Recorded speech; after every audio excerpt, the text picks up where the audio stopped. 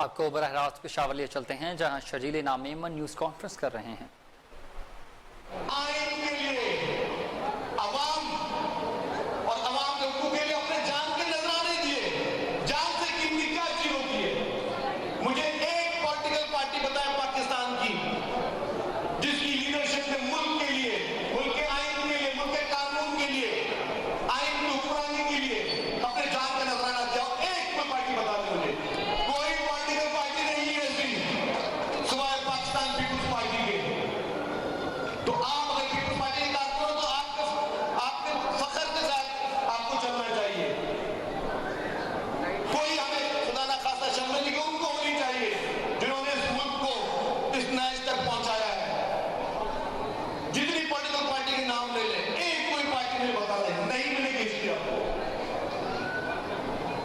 हम आज खैबर पख्तूनख्वा में बैठे हुए हैं, बड़ा मुतालबा खैबर पख्तूनख्वा का किया था जब इसका नाम सरहद था। हमें अपनी शनाख्त चाहिए। जब सिंध नाम हो सकता है, जब पंजाब नाम हो सकता है, जब बलूचिस्तान नाम हो सकता है, तो यहां का नाम सरहद क्यों होगा? ये मुतालबा किसने पूरा किया? ये मुतालबा मोहतरम आसिफ अली जरदारी साहब ने पूरा किया, पाकिस्तान पीपुल्स पार्टी ने पूरा किया।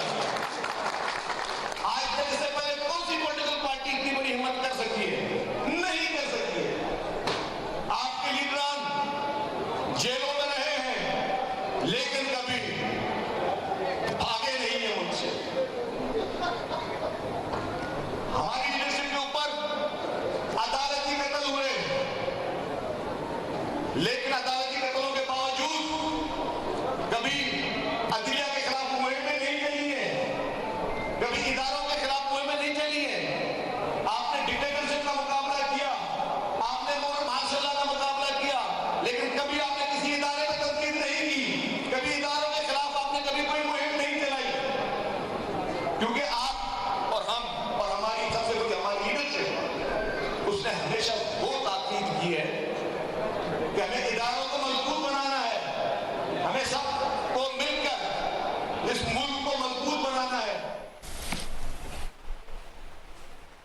रहनुमा पीपल्स पार्टी रहनुमा पीपल्स पार्टी शर्जील इनाम मेमन पेशावर में तकरीब से खिताब कर रहे थे। उनका कहना था कि नौजवान नस्ल कौम का असली सरमाया है।